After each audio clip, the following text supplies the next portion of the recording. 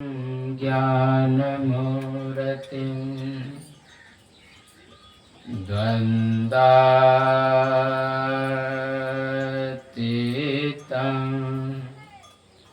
गगनसदृशं तत्त्वमस्यादिलक्ष्यम्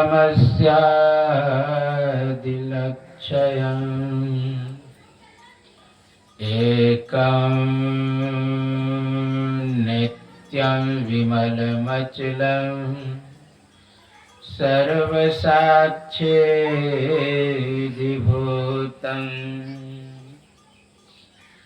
भावातीतं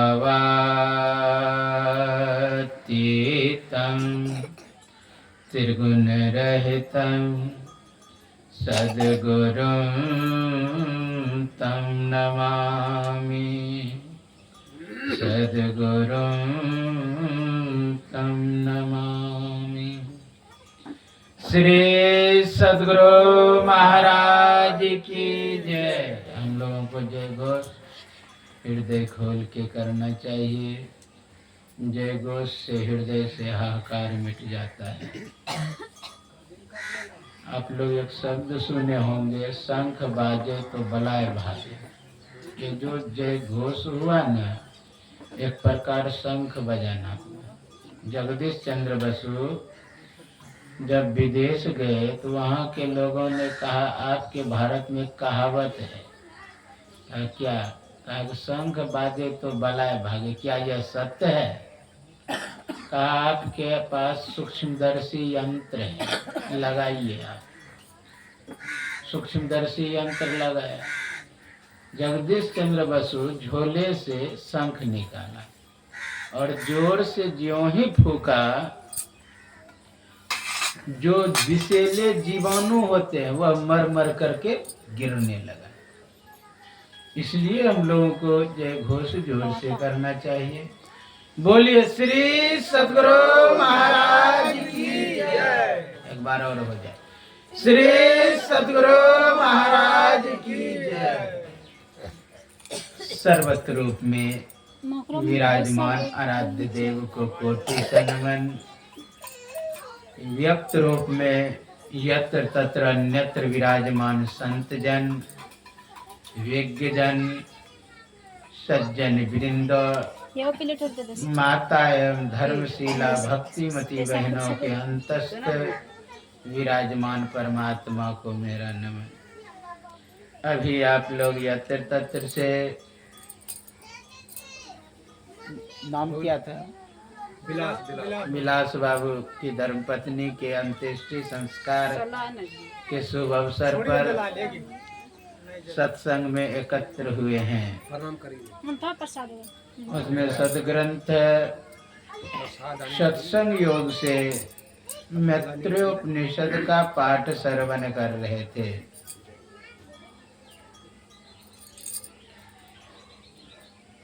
मैत्रेयोपनिषद है क्या? पहले हमें समझना होगा उपनिषद क्या है।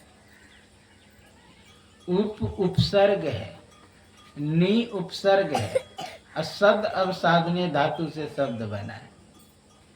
चलन अर्थ और निषिद्ध अर्थ दोनों में। निषिद्ध का अर्थ होता है बैठना, उप का अर्थ समीप, यानी गुरु और शिष्य के संवाद को उपनिषद कहते हैं। शिष्य गुरु के समीप जाके बैठा। आप लोग सुने, उत्तिष्ठत जागृत प्राप्य वरान निबोधत क्षुरस्य धारा निष्ठा दुरत्य दुर्गम पतस्थ कव्यो बदंती। उठो और जागो, श्रेष्ठ महापुरुषों के समीप जाओ। वहां जाने से क्या होगा? क्या परिवर्तन होगा? क्या बदलाव होगा? जानते हैं, कीट न जाने भृंग को कर ले आप समान। उनके पास जाएंगे, कहेंगे अगर गुरु रुष्ट हो, अगर नहीं कुछ देना चाहे, तो जानते हैं नहीं भी देना चाहेगा फिर भी आएगा। जो कुछ गंधी दे नहीं तो भी वास सुवास, उनका गुण है वह। प्रकाश के कि हम रोशनी नहीं देंगे, ऐसा हो ही नहीं सकता है। फूल के कि मैं सुगंध नहीं दूंगा, ऐसा हो ही नहीं सकता है। चीनी के कि मैं अपना मिठास नहीं बिखेरूंगा, ऐसा हो ही नहीं सकता है। क्योंकि जहां चीनी रहेगा, चींटी को निमंत्रण नहीं देना पड़ता है, वो अपने आप आ जाता है उस मिठास के वशीभूत। उसी तरह आप संत महापुरुषों के पास जाएंगे, अगर संत महापुरुष नहीं भी देना चाहेंगे ना, फिर भी होगा। आप कहेंगे अगर क्रोधित हो जाए तब, क्रोधित भी हो जाए लाभ ही होगा। लगेगा आपको कि अपकार कर रहे हैं मेरे प्रति, लेकिन उपकार ही हो जाएगा। शास्त्रों में आया है, श्रीमद् भागवत महापुराण में, जहां जहां संत क्रोध किए हैं किसी पर, वो भगवान से मिला दिए। एक प्रसंग है कि एक बार नारद बाबा कहीं जा रहे थे रास्ते से, एक तालाब में कुछ देवता और देवियां स्नान कर रही थी। गंधर्व कहिए, गंधर्व थे, गंधर्व और गंधर्वी। ज्यों ही नारद बाबा को देखे, गंधर्वी जितना थी सभी ने अपना अपना वस्त्र पहन लिया और गंधर्व भी पहन लिए, लेकिन दो गंधर्व बड़ा अहंकारी था। उन्होंने कहा क्या महात्मा को देख करके नहीं पहना, वो जस का तस खुले रह गया, खुला शरीर। नलकुबर और नलग्रीव तो दोनों खुला रह गया, खुले बैठा खड़ा रह गया। ये दृश्य देख करके, अरे मूर्ख, तुम वृक्ष के तरह खड़ा रहा, तुम वृक्ष हो जा। वृक्ष होने का साप दे दिया। लग रहा है कि सांप लगा। कहा कि महाराज मेरा उद्धार कैसे होगा? कहा कि जाओ, जब भगवान कृष्ण बाल लीला करेंगे ना, तुम्हारा स्पर्श होगा तो तुम्हारा उद्धार होगा। वही दूसरे जन्म में क्या बना आप जानते हैं? यमला अर्जुन, नलकुबर बना। हाँ, दो वृक्ष बने। मैया एक दिन कन्हैया को दूध पिला रही, उसी समय दूध जो औटने के लिए दी हुई थी उसमें उफान आ गई। कन्हैया को अतृप्त अवस्था में छोड़ करके, असंतुष्ट अवस्था में छोड़ करके, भूखे छोड़कर दौड़ के गई दूध उतारने के लिए। भगवान से मुझसे अधिक प्रेम दूध से है, अब देखो मेरे पीछे कैसे भागेगी। क्या किया? और मक्खन बनाने के लिए दूध उठती है, ना रहेगी बांस ना बाजेगी बांस। लिया डंडा और जितने मक्खन का मटका था सबको दिया तोड़। जब सब तोड़ दिया, सब बह गया, बिखर गया। लेकिन आप जानते हैं जब मटका टूटता है थोड़ा रह ही जाता, ऐसा ऊंचा ऐसा, उसमें मक्खन पड़ा हुआ था। लिया मक्खन का वो टोकलिया, जा करके बंदरों को खिला रहे। मैया ये क्या हुआ? जरूर कन्हैया का काम। लिया छरी, देखा बंदरों को खिला रहे, छरी लेके जब पीछा किया, कन्हैया भागने लगे। अब कन्हैया भाग रहे आगे, मैया दौड़ रही है, पकड़ ही नहीं पा रही। पूरा वृंदावन घूम गए, पकड़ ही नहीं पा रहे। भगवान को कौन पकड़ सकता है? लेकिन भगवान का एक परण है, अहम भक्त पराधीनो, मैं तो भक्तों के पराधीन हूं। जिन्होंने नचाया था ब्रह्मांड सारा, उसे अब हम नचाया करेंगे। गोपियों की भाव भक्तों के पराधीन होते हैं। देखा मैया परेशान हो रही है, पकड़े चले गए। फिर मैया बांधने लगी उसे उखल में। कितना भी बड़ा डोरी लाए न, रस्सी 3 अंगुल कम हो जाए। पूरा खोज खोज के पूरा गांव से रस्सी लाए, बड़ा से बड़ा, लेकिन 3 अंगुल कम। भगवान को कौन बांध सकता है जिसका ना आदि है ना अंत है? ये संकेत कर रहा है, ये 3 अंगुल दूर हो, घट तम प्रकाश और शब्द पटत्रे जीव पढ़े छा रहे। ये जीव पर 3 पर्दे लगे हुए हैं, इसलिए हम पीव को नहीं प्राप्त कर सकते। इसलिए हम लोगों को चाहिए इन पर्दे को हटावे। वह गुरु महाराज भेद बता दिए कैसे आप हटाएंगे। घटतम प्रकाश व शब्द पटत्रय जीव पर है छारे। कैसे हटाना? कर दृष्टि और ध्वनि योग साधन ये हटाना चाहिए। इनके हटे माया हटेगी, प्रभु से होगी एकता, फिर द्वैतता नहीं कुछ रहेगी, स्मरण दृढ़ चाहिए। इस तरह आपको पकड़ना पड़ेगा परमात्मा को, इस भेद से पकड़ना। तो जानते हैं भगवान प्रेम के वशीभूत बंधे चले गए। जब उखल में बंधे गए, मैया अपने काम में व्यस्त हो गई। इधर उखल को गिरा के घसीटते घसीटते उस वृक्ष के बीच में घुस गए। अब पीछे जो आ रहा था वो ढोलक अर्थात उखल, अब वो गया अटक दोनों वृक्ष के बीच में। ज्यों अटका, जोर से थोड़ा झटका मारा, दोनों वृक्ष धराम से गिरा। आवाज हुई जोरों का। जितने वृंदावन के लोग थे भागे भागे आया। आंधी न तूफान, इतना बड़ा वृक्ष कैसे गिर गया? बगल में कुछ बालक खेल रहे थे। मैया मैया तेरे लल्ला का कम, इसी ने वृक्ष गिराया है। कि ये छोटा सा बच्चा बीच में खेल रहा है। कहा मैया इतना ही नहीं, इससे 2 पुरुष निकले, तुम्हारे लल्ला का पैर पकड़ रहे थे, प्रणाम कर रहे थे। आश्चर्य लगा। कहने का भाव मेरा है कि संत जहां जहां क्रोध किया है वहां भगवान से मिलाया है। बहुत सारे उदाहरण है।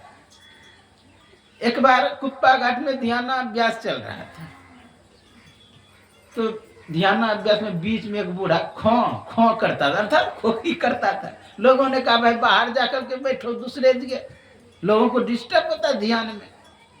गुरु महाराज आए प्रवचन करने, कहा हुजूर देखिए न, इसको कहते हैं कि बाहर जाके बैठिए, खो खो बीच में करते रहता है। गुरु मैं इतना जोर से गुस्सा है, अभी निकालो इसको।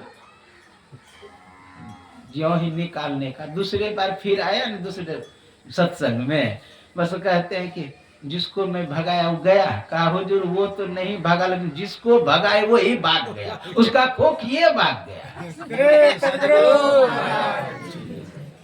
लग रहा है अपकार कर रहे हैं, लेकिन उपकार ही हो गया। अगर संत महापुरुषों के पास जाएंगे और डांट भी दे, हाँ, फिर भी उपकार है आपका। सुनते एक गुरु महाराज के पास गए, हुजूर झूठा केस में मुझे फंसा दिया है, हाँ मुझे आज सजाई होने वाला है। बंद हो इसको, गोर हाथ बंधवा दिया, धूप में सूखने छोड़ दिया। उधर से फिर गुरु महाराज टहल गए।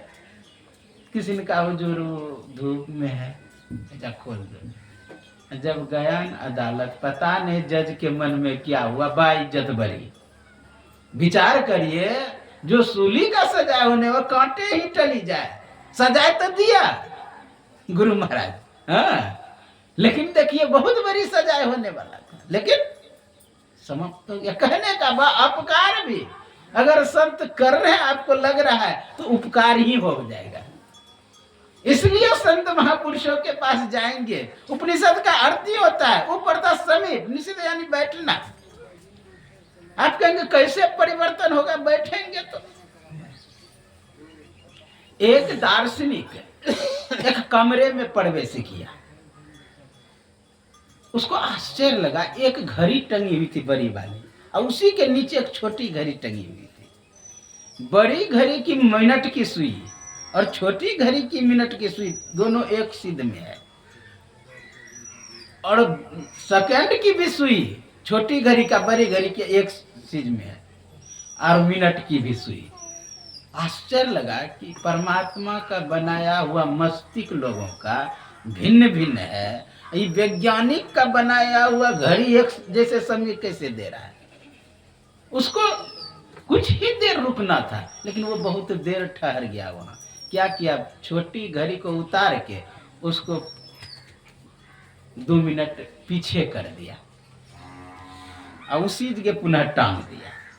ज्यों ही टांग दिया, कुछ ही देर बैठा था कि पुनः उसी स्थिति में आ गया। फिर उसको आश्चर्य का बात किया है, कान लगा के जब सुना ना, बड़ी घड़ी का जो पेंडुलम शक्ति वो खिंचाव पैदा कर रहा था।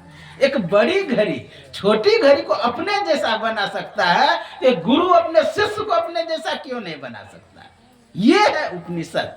यानी गुरु के समीप बैठेंगे तो आपका परिवर्तन होगा, बदलाव होगा। कीट न जाने भृंग को कर ले आप समान। बार बार सुनाते सुनाते अपने जैसा बना। एक प्रकार क्या जानते हैं? हिप्नोटाइज है, सम्मोहन। जैसा करना चाहेंगे वो कर देंगे। ये जो लक्ष्य प्रचारी जानते हैं क्या है? ये हिप्नोटाइज का जरिया है। बार बार कहते कहते लोगों को हिप्नोटाइज करता है। जैसे आपके यहाँ आया LIC करने वाला, वो बार बार कहेगा आप कराइए अथवा नहीं कराइए, बार बार कहेगा। ये पूरा सिस्टम वही है हिप्नोटाइज करने का। आप लोग जानते हैं कि पांडव को काशी की बड़ाई करते करते पांडव को काशी जाने के लिए मजबूर कर दिया। घटिया है, लक्ष्य अच्छा है, उससे मतलब नहीं है, लेकिन बार बार जो आपको कहा गया है उससे आप हिप्नोटाइज हो गए हैं। उसी तरह ये जो गुरु के समीप बैठते हैं, बार बार जो कहा जाता है, आप सत्संग करने के लिए मजबूर हो जाते हैं। तो सत्संग कर ले। सत्संग के लिए कोई अगर कह रहा है तो बहुत अच्छा कह रहे हैं। ये तो नहीं कह रहे कि चोरी करिए, उससे हिप्नोटाइज हो जाएंगे। उससे अच्छा तो सत्संग में हिप्नोटाइज होइए। ये मैत्री उपनिषद यानी जो मिल के एक में एक कर दे। हाँ, यानी परमात्मा सबसे बड़े मित्र हैं। ये जीवात्मा परमात्मा में मिल के एक हो जाए, असली मैत्री है। शब्द पहले मैत्री है, तब मैत्री बना है। मैत्री में जो दीर्घ आकार है, इको अनचि सूत्र है संस्कृत व्याकरण में। इक के स्थान पर यह हुआ, जैसे शुद्धि उपास्य तो शुद्धियो बना है, उसी तरह मैत्रियो। तो मैत्री कौन? यज्ञवाल्क मुनि की 2 पत्नियां। वैसे तो कहीं गार्गी भी आती है, एक गार्गी एक मैत्री, एक वैसे दूसरा भी नाम आता है। तो यज्ञवाल्क मुनि की 2 पत्नियां, मैत्री और गार्गी। मैत्री जो थी वह छोटी थी, पढ़ी लिखी नहीं थी, गुरु के समीप बैठती नहीं थी, वो अपने काम में व्यस्त रहती थी। गार्गी पढ़ी लिखी थी। यज्ञवाल्क मुनि जब प्रवचन करते थे, भाषण देते थे, बगल में बैठ करके लेखन कार्य करती थी। अब बड़ी भी थी। एक दिन यज्ञवाल्क मुनि पूछते हैं, हे गार्गी, श्रेष्ठ कौन होता है? तो गार्गी कहती है, जो पढ़ी लिखी है वह श्रेष्ठ होता है, जो बगल में बैठती है वो श्रेष्ठ होता है, जो लेखन कार्य करती है वो श्रेष्ठ होता है, जो बड़ी होती है वो श्रेष्ठ होता है। संयोग से उसी समय मैत्री भी आ गई। लगे हाथों मैत्री से पूछते हैं, हे मैत्री, श्रेष्ठ कौन होता है? कहा, ना ही कोई पढ़ी लिखी होने से श्रेष्ठ होता है, न ही बगल में बैठने से श्रेष्ठ होता है, न ही बड़ी होने से श्रेष्ठ होता है। जो अपने धर्म का पालन करती है वही श्रेष्ठ है। एक शिष्य थे, बीच में खड़े होकर के कहते हैं, गुरुदेव, दोनों ने अपना अपना तर्क रखी, लेकिन श्रेष्ठ कौन होता है?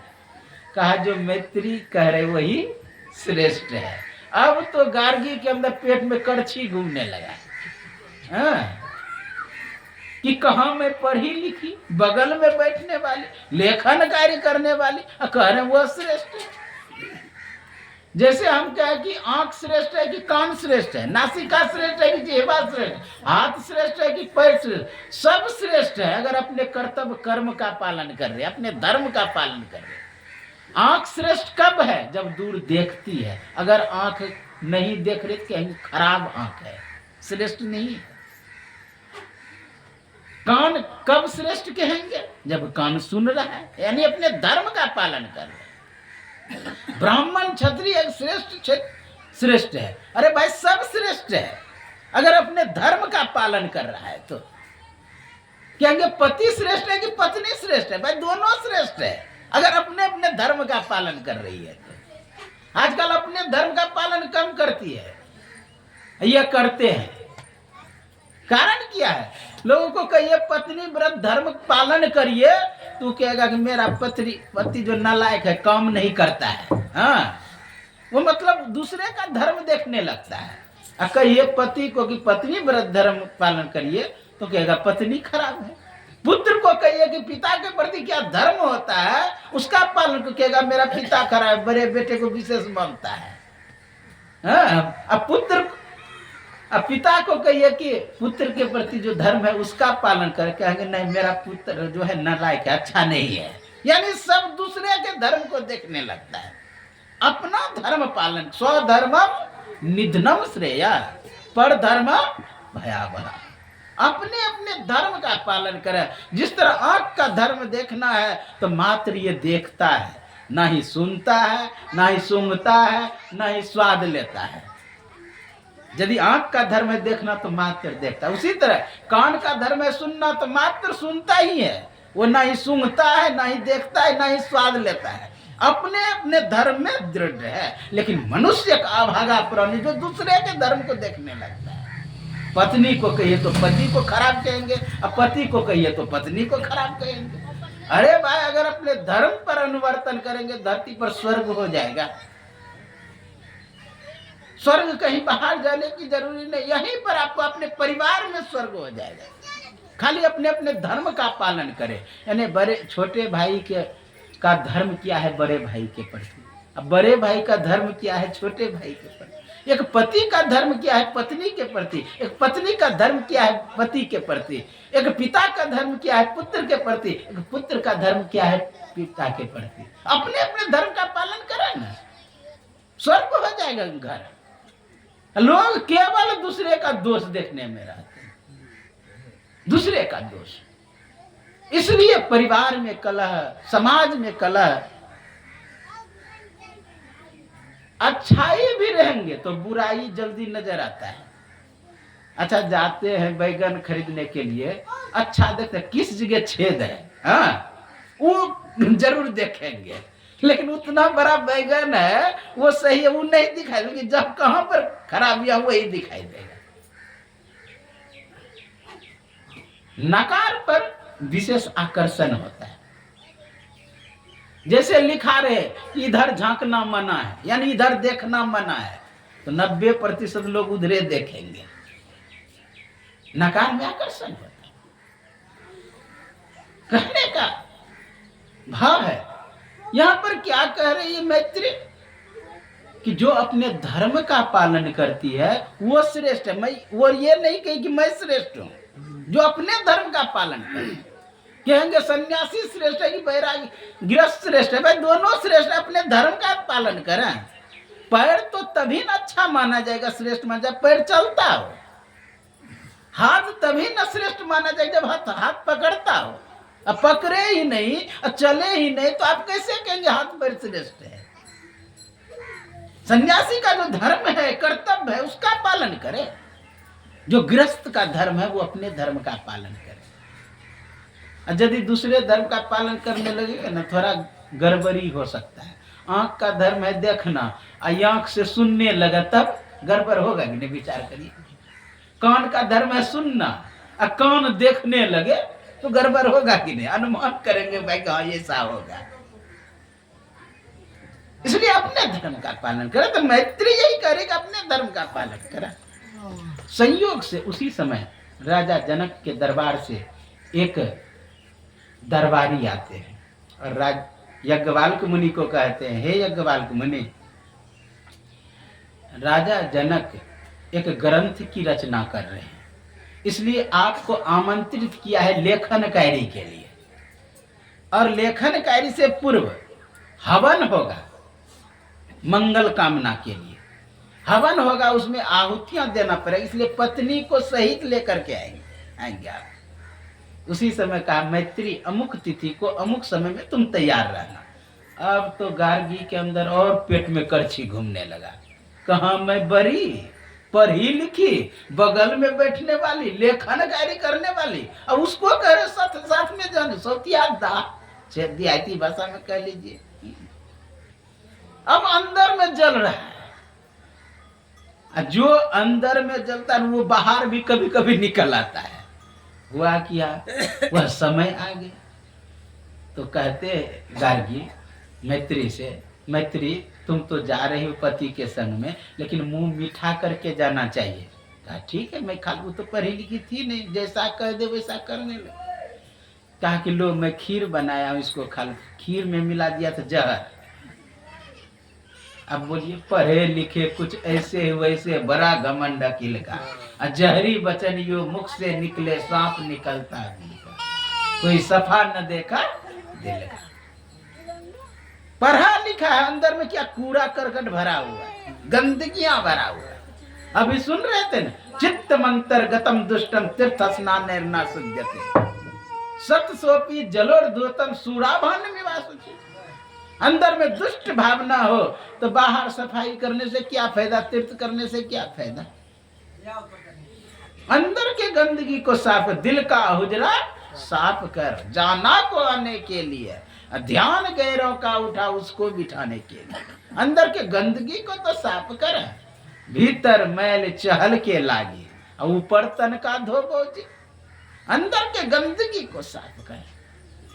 बहुत पढ़ लिख लिया था, लेकिन अंदर में कूड़ा करकट था ही। अब जहर वाला कटोरा बढ़ा दिया। संयोग देखिए, भगवान देख रहे थे, भगवान वेश बदल करके आ गए और मैत्री से कहते, मैत्री मैं 7 दिन से भूखा हूँ, हाँ मुझे भोजन दो। कहा महाराजा भी लेकर के अंदर से आती है। वो तो निष्कपट थी। कहा नहीं यही खीर दे दो। कहा कि मेरे सामने से कोई भिक्षु निकल जाए भूखा, अच्छा बात नहीं है, इसलिए दे दिया। देख लिए गार्गी कि मेरा योजना तो विफल हो गया। हाँ, फिर दूसरी योजना बनाई। वो कहता मैत्री पति के संग में जाना चाहिए न, पत्रम पुष्पम फलम त्वयम, पति का पूजा करना चाहिए। कहा पूजा कैसे कर, मुझे आता ही नहीं है। कहा मैं बता दूं, पहले फूल तोड़ करके लाओ। फूल तोड़ने के लिए भेज दिए कहाँ जंगल में, पहाड़ पर, और पीछे से गए और पहाड़ पर से धक्का देके गिरा दिए, धक्का देके गिरा दिए। अब यहाँ खोज रहे मैत्री मैत्री, मैत्री रहे तब ना आवे। तो गार्गी को कहते तुम ही चलो। गार्गी को लेकर के गए वहां राजा जनक के दरबार में। हवन होने लगा। हवन में अब आहुति देती हुई उसी समय भगवान मैत्री को लेकर प्रकट हो गए। कहा कि तुम नहीं दे सकती आहुति, क्योंकि तुम हत्यारनी है। वहां पर रोक दिए। फिर मैत्री आहुति दी। फिर संपन्न हुआ लेखन कार्य। आप जानते कोई भी कार्य संपन्न होता है, दान दक्षिणा का नियम है ना। तो राजा जनक घोषणा करता है कि इतने विद्वान बैठे हुए हैं, इतने विद्वानों में कौन श्रेष्ठ है। मेरे पास लाखों गौवे हैं और गौ के सींग में सोना मरा हुआ है, आप ले जा सकते हैं। उतने विद्वान में कोई खड़े नहीं हुए। तब यज्ञवाल्क मुनि खड़े होते हैं। शिष्यों सभी गौवें समेट लो। ज्यों ही कहा कि गौ समेट लो, उसी समय एक प्रतिद्वंदी विद्वान खड़े होते हैं और कहते हैं अरे यज्ञवाल्क मुनि, अपने आप को श्रेष्ठ सिद्ध किए बिना आप कैसे कहते हैं गौ समेट लो। कहा कि कोई खड़े नहीं हुए। तब मैं खड़ा हुआ, मुझे गौ की आवश्यकता थी। मैं नहीं कहता मैं श्रेष्ठ हूं, लेकिन कोई नहीं खड़े हुए इसलिए मैं हुआ। कहा मेरे प्रश्न का उत्तर देना होगा। कहा कि प्रश्न करिए। ज्यों ही प्रश्न किए सहर्ष उत्तर दे दिए यज्ञवाल्क मुनि। कहा अब मेरी पारी है। कहा महाराज प्रश्न कर। कहा अगर नहीं प्रश्न का उत्तर दे पाओगे तब। कहा मैं सर को धड़ से अलग कर लूंगा। ऐसा प्रश्न किए यज्ञवाल्क मुनि, अगर उत्तर देते तो हार, नहीं देते फिर भी हार। उसी समय तलवार खींचे और गला उतार लिया। जब अपने कुटी पर गए यज्ञवाल्क मुनि, तो कहते ये कौन सा विद्युता है जिसके कारण दूसरे की हत्या हो जाए। इतना खिन्नता हुआ अंदर से, जाके एकांत में भजन करने लगा। अपने घट दिया ना बारू रे। भजन जब करने लगा, हृदय में वह चेतन रूपी सूर्य उदय हो गया। हृदय आकाशे चिदादित्य सदा भास्ति भास्ति नास्तमेति न चौदिति कथम संध्या उपासने। उस स्थिति को प्राप्त कर गया, न तद्भास्यते सूर्यो न सांको न पावका यद्गत्वा न निवर्तन्ते तद्धाम परमं मम। उस स्थिति को प्राप्त कर गया जहां दिन रात होता ही नहीं है। अब जहां बैठा है, जहां सोया है, गंदा है तो गंदे पर सोया है तो सोया है। ये स्थिति हो गया याज्ञवल्क्य मुनि का। ब्राह्मण थे,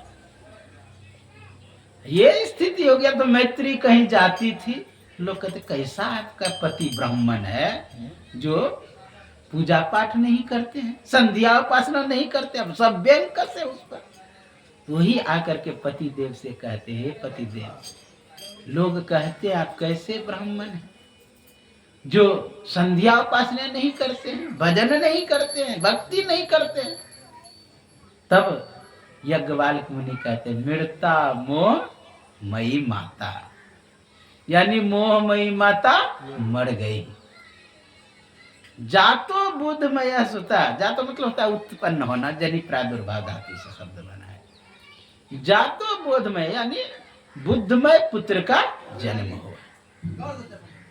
सूतक द्वय संप्राप्तो, ये दोनों प्रकार के सूतक हो गए। कथम संध्या उपासना है। ये स्थिति हो गया किसका? याज्ञवल्क्य मुनि का। अज्ञान समाप्त हो गया।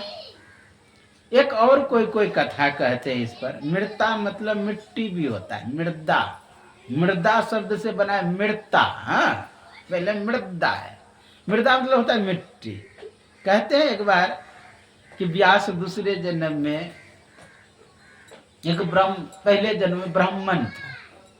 तो ब्राह्मण था ना, वो पूजा पाठ लोगों का कराया करता था। तो जहां जहां पूजा करावे ना विसर्जन के लिए, कहने मूर्ति मत बसा, मुझे दे दो, तो मूर्ति ले आता था। अब बहुत जगह पूजा किया तो बहुत मूर्ति हो गया उसके घर में। अब सबका मूर्ति का पूजा करे तब जाए पूजा कराने के लिए। इसे समय लग जाए पूजा करने में, बहुत मूर्ति है तो सबका पूजा करेंगे तब न जाएंगे। और उनका परन तक जब तक अपने मूर्ति का पूजा नहीं करो तब तक दूसरे यहाँ नहीं जाएंगे। अब दिन भर जजमान बैठा रहता था। एक ज्ञानी जजमान आया, उसने कहा कि भाई चलिए पूजा करने के लिए। कहा नहीं, मैं अपने मूर्ति का पहले पूजा करूंगा। देखा समय लगा, कहा इतना झंझट में पड़े, जो सबसे बलिष्ठ भगवान है ना उसका पूजा करे। कहा कौन है बलिष्ठ इतने में? कहा कि तुरंत पता चल जाएगा। जितना मूर्ति है ना टांग पकड़ के पटकी है, जो मजबूत होगा नहीं टूटेगा। अब सब का लेकर के पटकना शुरू किया, सब टूटते गए। एक हनुमान जी का मूर्ति था, वो टूटबे नहीं किया। कहा यही बलिष्ठ भगवान है, ताकतवर। वो पीतल का था तो नहीं टूटा। तो कहा यही भगवान, बस उसका पूजा करना शुरू कर दिया। संयोग से एक दिन लड्डू चढ़ाया था, अब बस उधर से आ गया चूहा, लड्डू को खा लिया। कहा कि कैसा भगवान है भाई, अपना लड्डू का रक्षा नहीं कर पाया। लड्डू का रक्षा नहीं कर, भगवान श्रेष्ठ नहीं, चूहा भगवान श्रेष्ठ है। चूहा का पूजा करना शुरू किया, चूहे पर झपट्टा मारा। बिल्ली का पूजा करना शुरू किया, फिर बिल्ली पर झपट्टा मारा कुत्ता। तो देखा कि कुत्ता श्रेष्ठ है, तो कुत्ता का पूजा से कुत्ते को एक दिन उसकी पत्नी 2-4 डंडा लगा दिया। कहो ओम जय पत्नी हरे। हाँ, पत्नी का पूजा करना शुरू किया। कहा पत्नी भगवान श्रेष्ठ है। बस एक दिन किसी कारण बस झगड़ा हुआ, पत्नी को दिया पीठ।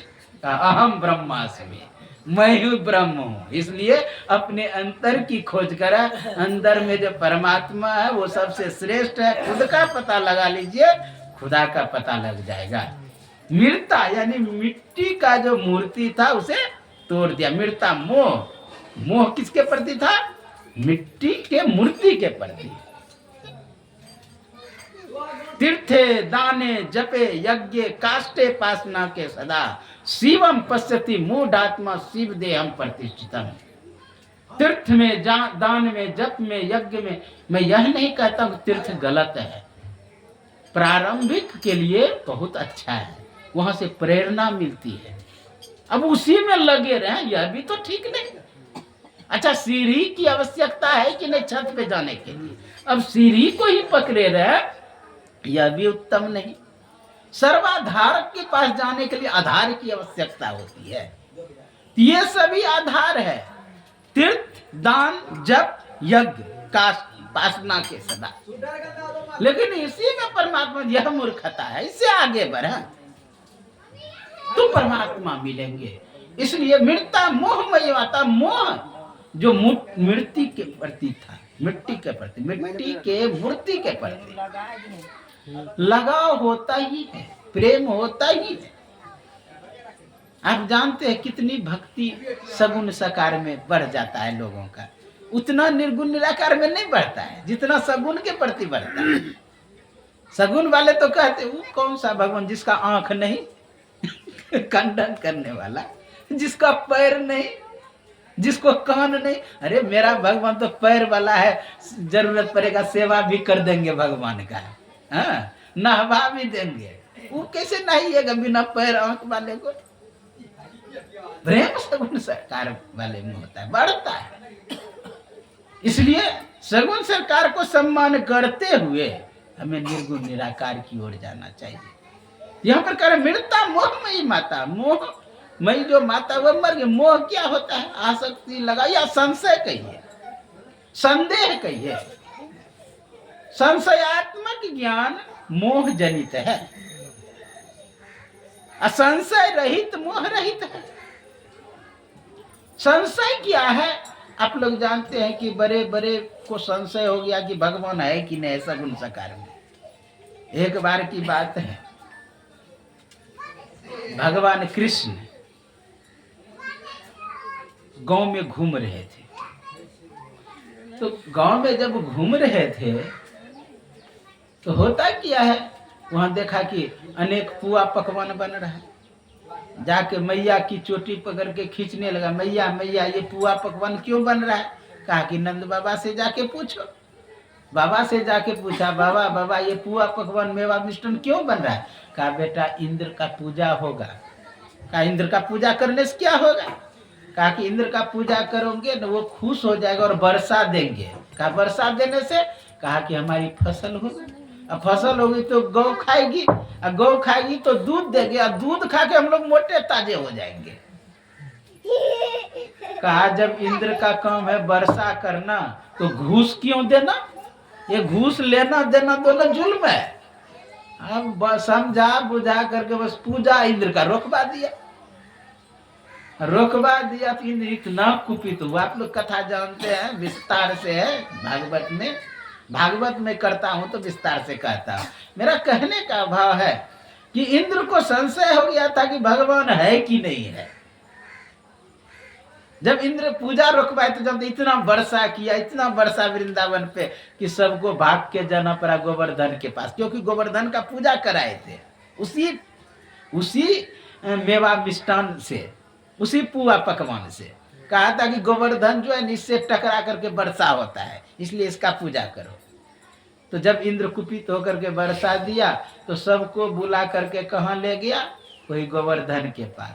और एक उंगली से पर विचार करिए, 7 कोस का पहाड़, 7 दिन तक, 7 वर्ष का बच्चा रखा। कितना सामर्थ्य है, विचार करिए कैसे होंगे वह। तो जानते हैं मैया, हम लोग भागवत करते हैं ना, तो उसमें 56 भोग लगाते हैं जिस दिन गोवर्धन धारण है। कारण क्या है जानते हैं? मैया 8 प्रकार का भोजन रोज खिलाती थी कन्हैया को। तो क्या दिन रहा? भूखे रहा 8 सती 56, इसलिए 56 भोग लगाते हैं उस दिन कि 8 दिन से मेरा, 7 दिन से कन्हैया मेरा भूखा है, इसलिए लगाते। कहने का भाव वहां पर अहंकार किसका, थोड़ा संशय किसका रहित हुआ? इंद्र का। एक बार की बात है, अपने मित्रों से कहते हैं कन्हैया कि आज जाना है रमन रसिका के बालुका पर पिकनिक मनाने के लिए, इसलिए अपने माँ से जाके कहना अच्छी अच्छी भोजन देंगे। सब अपने अपने घर में जाके मैया मैया दूर जाएंगे रमन रसिका बालुका पर पिकनिक मनाने के लिए, इसलिए अच्छी अच्छी भोजन कृष्ण बोले हैं बनाने के लिए। सब ने तो अपना अपना अच्छा अच्छा भोजन बनाया, लेकिन एक मित्र था जिसका नाम था श्रीदामा। वो बहुत गरीब थे। अपनी माँ से जाके कहा, माँ अच्छी भोजन बनाने के लिए कन्हैया। कहा, पुत्र अच्छा भोजन कहाँ मिलेगा, 7 दिन का छाछ है, इसी को रख लो, कन्हैया से कह देना माँ दी है, वो समझ जाएंगे। अब सब जब चलने लगे, सब अपने अपने भोजन का बड़ाई करे कि मेरी माँ खीर दी है, मेरी माँ पकौड़ी दी है, मेरी माँ हलवा दी है, आदि आदि। अब वो श्रीदामा कैसे कहे कि मेरी माँ 7 दिन का छाछ दी। मित्रों के आगे हाँ ये बेइज्जती ठीक नहीं, इसलिए वो कुछ बोले ही नहीं। जब भोजन का समय हो गया, सब गौ को चरने छोड़ दिए, सब ने कहा कि चलो अब कलेवा कर लेते हैं। सब एक जगह पर वृक्ष के नीचे, कदम वृक्ष के नीचे बैठे, और चारों तरफ ग्वाल बाल मित्र बैठे हुए, बीच में कन्हैया। जानते ही ना, वो सरदार था, यानी अध्यक्ष था। इंटरनेशनल माखन चोर कमेटी जो बनाया था उसका वो अध्यक्ष था, तो बीच में बैठेगा ये, बीच में बैठा। और सब क्या किया, जितना भोजन लाया था सब उसी को सपुर्द कर दिया। ये नियम होता है कि आपका जो अध्यक्ष है उसको सब सपुर्द करे, वो बांट के जो दे आप उसको स्वीकार कर। तो सब भोजन को मिला दिए और सबके आगे पत्तल दिए, अपना निकाल निकाल करके पत्तल में सबको दे रहे, सब खा रहे हैं, अपना भी खा रहे हैं। अपना तो खा रहे हैं, ठीक है कन्हैया, दूसरे का भी लेके खा लेते हैं। ब्रह्मा जी ऊपर से ये दृश्य को देख रहा, कहीं कैसा भगवान है, दूसरे का जूठा कर उचिष्ट उचिष्ट भोजन कर रहे, ये भगवान नहीं हो सकता है। इसी बीच में एक घटना घटित होता है। क्या, एक मित्र खड़े होकर के कहते हैं कि श्रीदामा नहीं है। भगवान कृष्ण कहते, लगता है उसकी माँ अच्छी भोजन दी, वो छुप करके खाता होगा।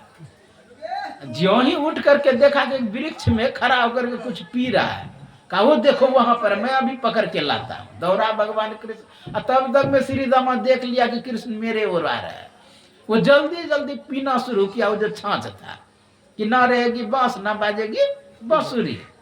अब पीते पीते तब तक मैं पहुंच गया, जो भी बचा था मुंह में ले लिया, अब ना अंदर जाए ना बाहर। मुंह गाल फूल गया था इतना, भगवान कृष्ण जोर से मुक्का मारे मुंह में, जो ही मारे उधर से निकला फुचकारी, इसके मुंह में गया लिपट गया। तो भगवान के जी घुमा घुमा के चाट, वो चाटे तो चलेगा, उसके शरीर में जो बह रहा था, अब पूरा कपड़ा तो था नहीं, पसीना से लथपथ था, उसमें जो छाछ बह रहा था उसको भगवान कृष्ण चाटना शुरू किया, उसके पेट को।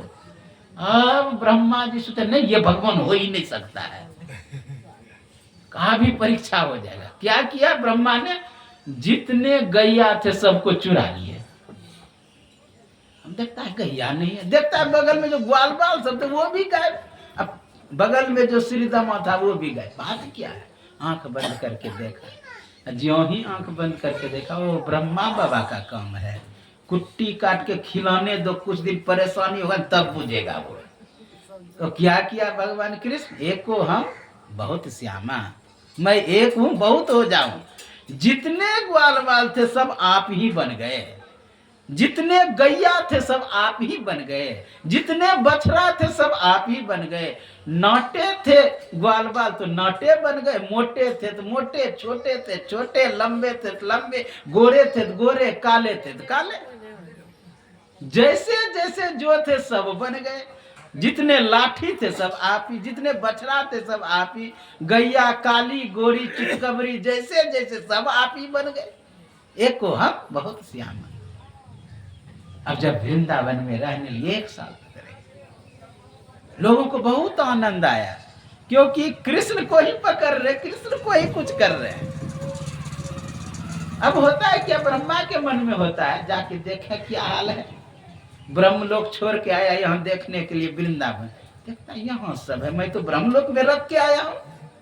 फिर भाग के गया ब्रह्मलोक देखने के लिए, फिर देखता वहां भी है, फिर वहां से आया यहाँ देखने के। इसी बीच में एक और घटना घटित होता है। क्या, भगवान ब्रह्मा का रूप बना लिए, बस ब्रह्मलोक में घुस गए और द्वारपालों से कहा देखो नकली ब्रह्मा बहुत घूमता है, बहुरूपिया, हाँ अगर आ जाए तो उसको घुसने मत देना। अब होता क्या है, असली ब्रह्मा आए, असली ब्रह्मा सीधे घुसने लगे अंदर। अब बस द्वार पर दिया 2-4 डंडा कस के, गिरा, माथे से खून बहने लगा ब्रह्मा का। कहा तुम कौन हो? द्वारपालों ने कहा तुम कौन हो? कहा कि तुम्हारा मालिक ब्रह्मा, मैं जानता तुम बहुरूपिया हो।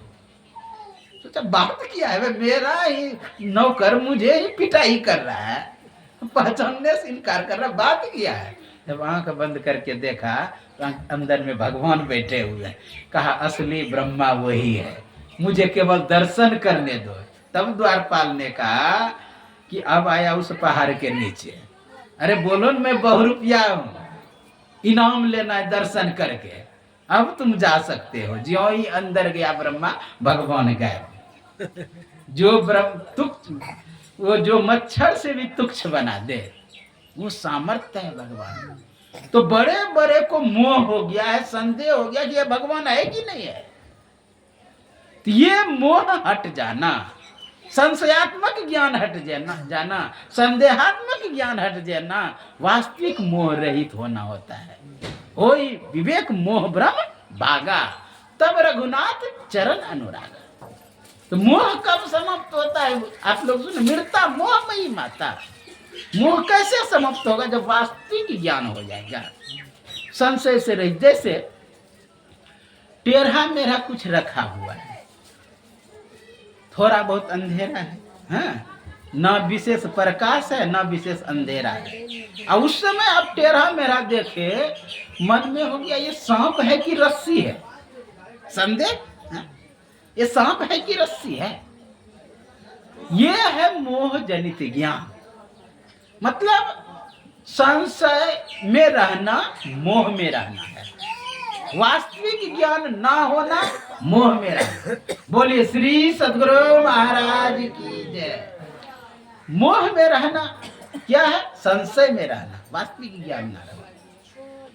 तो विचार करिए, वास्तविक ज्ञान करने के लिए आपको क्या करना पड़ेगा?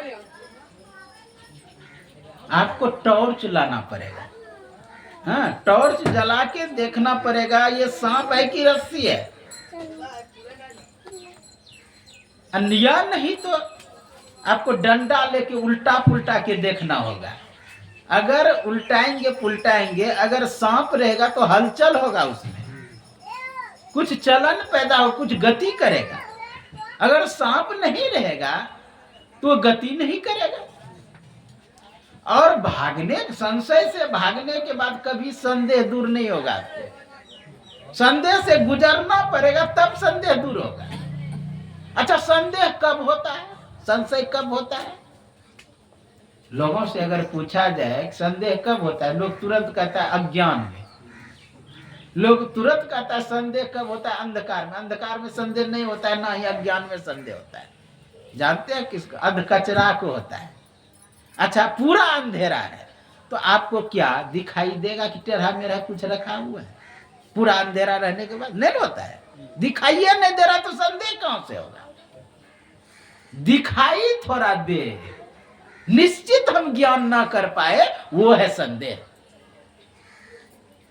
व्यवसायिक बुद्धि में संदेह होता है, निश्चयात्मक बुद्धि में संदेह नहीं होता है। यहां पर संदेह है।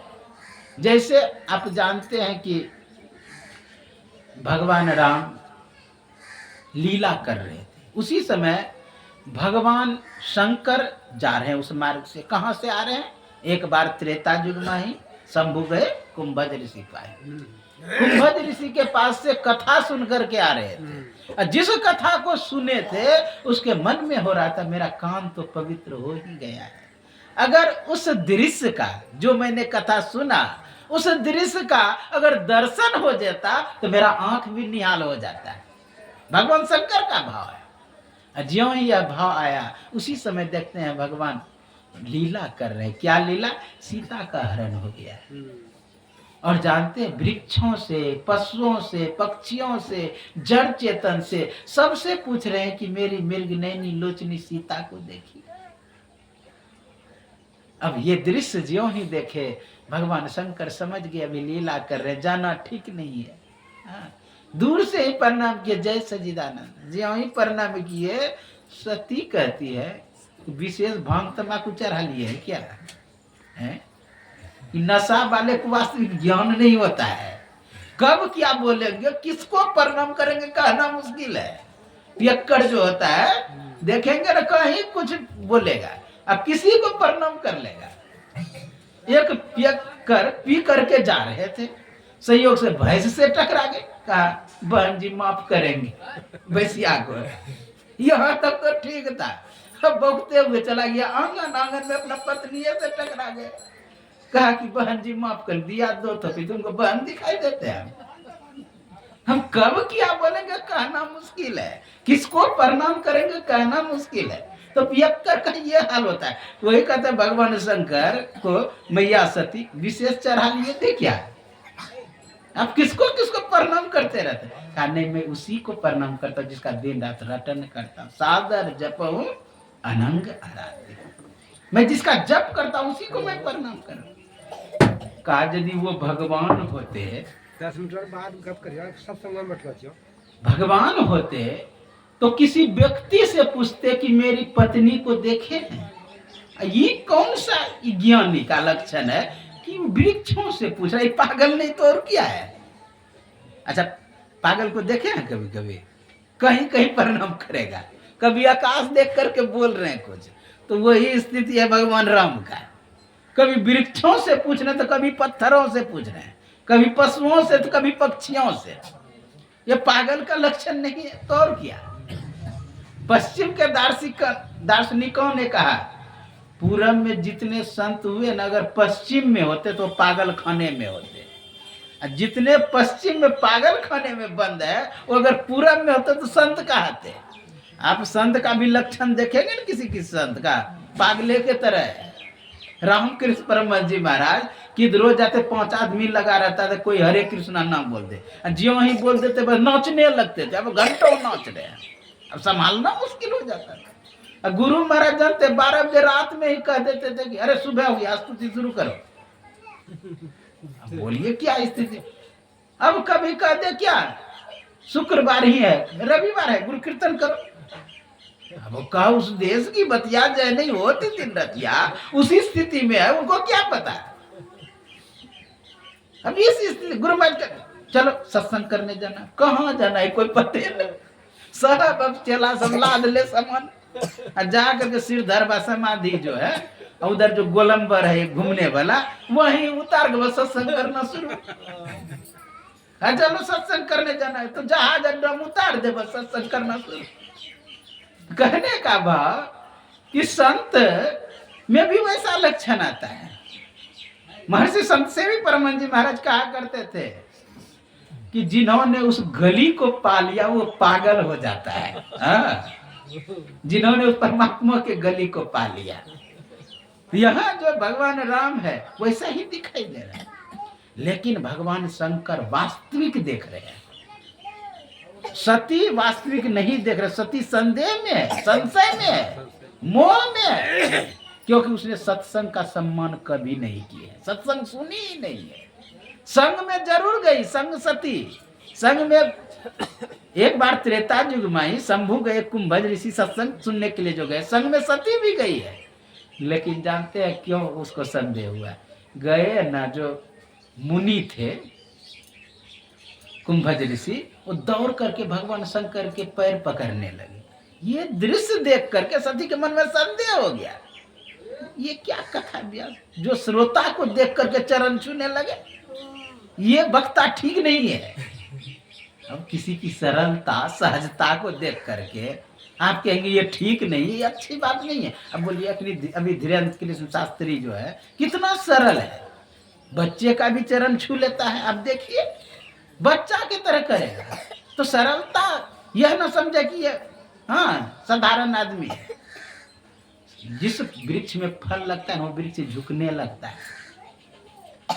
स से सीता, र से राम, ल से लक्ष्मण, जिसके अंदर सरलता आ गया, राम लक्ष्मण सीता तीनों वास करने लगते। इसलिए सरलता में गुरु महाराज विचार करिए, जब उच्च प्रकाष्ठा पे पहुंच गए तब क्या कहते हैं? सब संतन की बड़ी बलियार, मोरी मति अति नीच अनारी। सबरी नवो प्रकार भक्ति में दृढ़ है। भगवान राम स्वयं कह रहे नम्मा ये को जिनके होई। लेकिन वो सबरी क्या कहती है, कही विधि स्तुति करहूं तुम्हारी, अधम जाति में जरमती भारी। अधम ते अधम अधमती नारी। विचार करिए, जो नवो भक्ति में दृढ़ है वो करे मैं अधम अधम अधम हूं। तो सरलता देख करके यह नहीं समझ रही है पहुंचे हुए नहीं। वही संदेह हुआ किसको, सती को, कि ये जो है ना मुनि पहुंचे हुए नहीं है। सत्संग में बैठी जरूर, लेकिन मन तो रमे संसार में तन साधुन के संग। तुलसी कई वियोग ते नहीं लगा रंग नहीं चढ़ा, इसलिए संदेह बना रहा भगवान के प्रति। तो कहा कि ये पहुंचे हुए नहीं है। तो कहा करे नहीं विश्वास है तो तुम परीक्षा ले लो ना जाके। आप लोग जानते परीक्षा लेने के लिए गई, क्या रूप धारण की, सीता का रूप धारण की।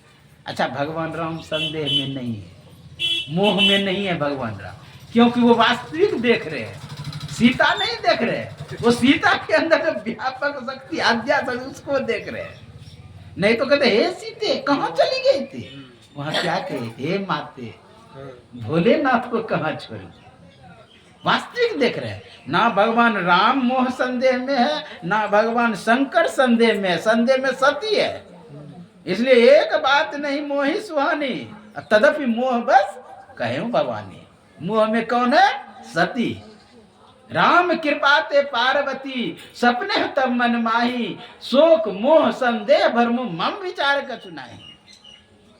इसलिए संदेह से रहित होना चाहते हैं, संशय से रहित होना चाहते हैं, मोह से रहित होना चाहते हैं, तो अपने हृदय में उदय कर क्या, मृता मोहमयी माता जातो बोध मया सो, ज्ञानमय पुत्र को जन्म दें, विवेक ज्ञान पैदा करें, विमल विलोचन उघारें, तब वह वास्तविक ज्ञान होगा। और वास्तविक ज्ञान हो जाएगा तो आप फिर भी लेकिन कह रहे हैं कि ज्ञान अज्ञान दोनों सूतक है।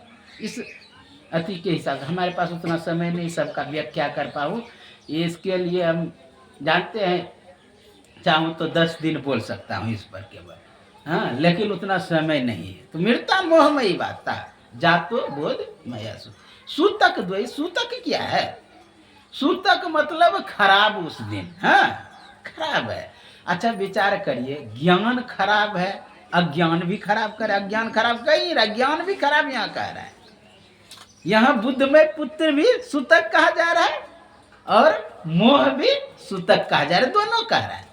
कहने का भाव क्या है, अगर सोने का हथकड़ी हो ना तो वो भी बंधने है, और लोहे का हथकड़ी हो तो बंधन ही है।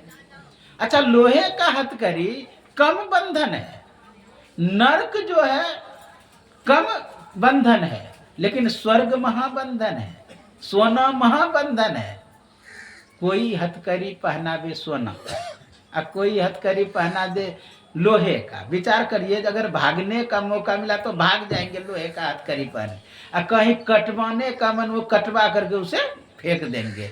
लेकिन सोने का अगर हथकड़ी हो उसे कटवा के फेंकेंगे, उसको जेब में रख लेंगे।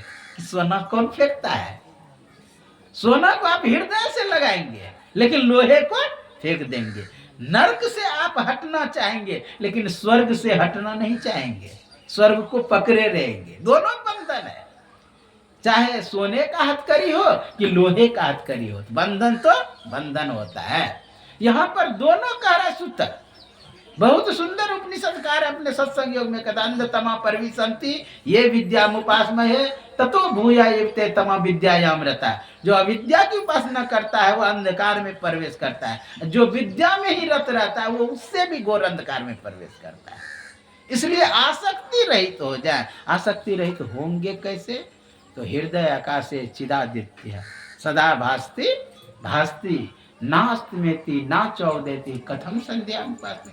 हृदय रूपी आकाश में चैतन्य रूपी सूर्य उदय रहता है, सदा भास्ति, हर समय हर क्षण हर वक्त उदय रहता है, अस्त नहीं होता है, ना उदय होता है। कैसे संध्या उपासना करें, जिस समय उदय होता है उसी समय ना आप पूजा पाठ करें, जिस समय अस्त होता है उस समय आप आरती दिखाते कुछ करते हैं, लेकिन उदय अस्त वहां होता ही नहीं है।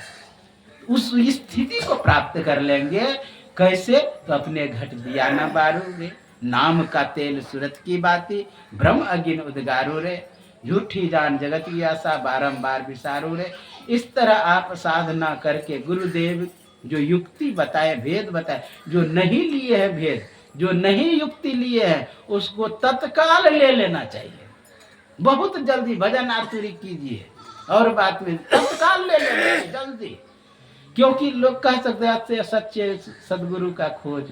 अरे भाई, सच्चे सदगुरु का खोज संत मत जो अभी है ना, बहुत अच्छा ज्ञान है। मैं पूरे भारत भ्रमण किया हूँ और सब संप्रदाय में गया हूँ और सब संप्रदाय के मंडलेश्वरों सबसे मिला हूँ, महंतों से। ऐसा ज्ञान आपको मिलेगा नहीं, नहीं तो हम अपने हैं दूसरे संप्रदाय में जाने वाले। हाँ, लेकिन ज्ञान इतना श्रेष्ठ है, मैं सब जगह देख लिया। योगी आदित्यनाथ अभी है ना उत्तर प्रदेश का मुख्यमंत्री, जिस समय सांसद थे, मैं उससे मिलने के लिए 4 जगह लिखाना पड़ा। लिखा करके जब उससे मिलने गए, महंत है ना वो अति गोरखपीठ का, तो मैं पूछा महाराज जी, नाथ संप्रदाय में 84 सिद्ध 9 नाथ है, क्या वो सब दिन आकाश में बैठ करके सुने भाषण? क्या आकाश में बैठने वाला कोई है अभी? कहा खोजोगे तो मिल जाएगा। फिर मैं पूछा कि महाराज, बंक नली में उगए सूर्य, रोम रोम बाजे अनहद तूर, आसन दृढ़ करी करो ध्याना, अहनिश सुमरो ब्रह्म ज्ञाना, ये क्या है? तो नहीं बता पाए ठीक ढंग से। फिर एक बार बात मैं पूछा कि आपके हॉल में लिखा हुआ बिंदु नाद का ज्ञान, ये बिंदु नाद का ज्ञान क्या है? तो कहते मेरे महात्मा से मिले हो? मैं बोला हाँ मिला हूँ, साथ में रहने का मौका मिला है हरिद्वार में 2000 ईस्वी से। तो मैं बोला मिला हूँ। तो कहा देखे होंगे तब नाथ संप्रदाय के महात्मा के गले में एक गोल ऐसा चकती रहता है। मैं बोला हाँ देखा हूँ। कहा इतना तो लकड़ी भी रहता है उसी जगह। कहा वही गोल जो है वही बिंदु है, हाँ, और वो जो लकड़ी है वही नाद है। अब बोलिए, स्वप्न में भी गोरखनाथ नहीं सोचा होगा मेरा बिंदु नाद का ज्ञान गले में लटक के अटक जाएगा। ये हाल है संप्रदाय का। इसलिए यह संत मत का जो ज्ञान है अभी तरोताजा है। हाँ, ये लुप्त नहीं हुआ है अभी। दूसरा पीढ़ी भी अभी नहीं शरीर पूरा हुआ है। दूसरा पीढ़ी का महात्मा गुरु महाराज के दूसरा पीढ़ी का भी खत्म नहीं हुआ है। भगवान कृष्ण कहते हैं एवं परंपरा प्राप्त मिम्मम राज ऋषियों विधि स्वकाल ने हम महता योगो नष्ट परम। हे परम तप अर्जुन, यह ज्ञान मैं सूर्य को दिया, सूर्य का धीरे धीरे परंपरा से लोप हो गया, वही ज्ञान मैं तुम्हें दे रहा हूँ। तो धीरे धीरे लोप होता है, तुरंत नहीं लोप होता है। तो यह ज्ञान जो अभी गुरु महाराज संतन मध्यपेद प्रचार किया गुरु साहब बाबा देवी ने, यह बहुत अच्छा ज्ञान है। इसमें दृढ़ होकर के, इसमें लग करके ज्ञान प्राप्त करके उस परमात्मा रूपी मोती को प्राप्त कर ले तो अपना परम कल्याण हो जाएगा। यह जो सत्संग कराए अति उत्तम काम कराए। मैं गुरुदेव से प्रार्थना करता हूँ ये जहाँ भी रहे वह शांति को उपलब्ध है और गुरु महाराज अपने स्थान दे अपने जगह में, ताकि इसका कल्याण हो। कहने से बहुत है कहने के लिए, लेकिन मुझे भी थोड़ा दूसरे जगह प्रोग्राम में भी जाना है। हाँ, गोड्डा में भी है, फिर रात्रि सत्संग है, बहुत जगह प्रोग्राम दिया हुआ है, इसलिए जाना पड़ेगा। यही आपके सेवाओं का। सर्वे भवन्तु सुखिनः, सर्वे सन्तु निरामया, सर्वे भद्राणि पश्यन्तु मा कश्चित् दुर्भाग्यं भवेत्। एक छोटा सा संदन सुनाया जाए, उसके बाद आती है। बोलिए श्री सद्गुरु महाराज।